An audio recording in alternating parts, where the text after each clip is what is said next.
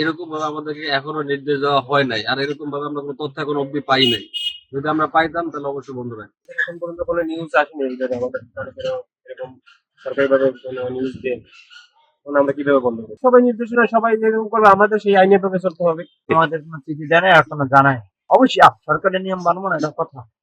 সরকারের নিয়ম তো অবশ্যই কারণ মানতে হবে। না জানি না, এখনো জানায় না। মার্কেট তো আমাদের সমিতির সভাপতি ছিল ওই যে মোস্তফা কাকা আগে, এখন তো সমিতি বিলুপ্ত হয়েছে।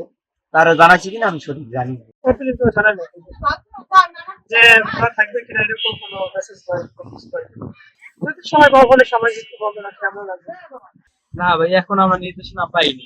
টেলিভিশন দেখি না আমরা। না, মার্কেট মালিক থেকে কিছু বলা হয় নাই এই পর্যন্ত। আমাদের তো সমিতি নাই, আগে ছিল এখন নাই, ঠিক আছে। তো সমিতি থেকেও বা থেকে আমাদেরকে এখনো কিছু বলা হয়, কোনো ঘোষণা আমরা পাইনি। না, আমি আজকে দোকানে ছিলাম না সকালে। আমার ছোট ভাই ছিল, ও জানতে মানে বিস্তারিত বলতে পারবে তো আসছে কিনা বলছি বিভিন্ন পক্ষ থেকে। না, আমি এটা নিউজ দেখা হয় নাই, আমি সঠিক আমি তথ্য জানি না।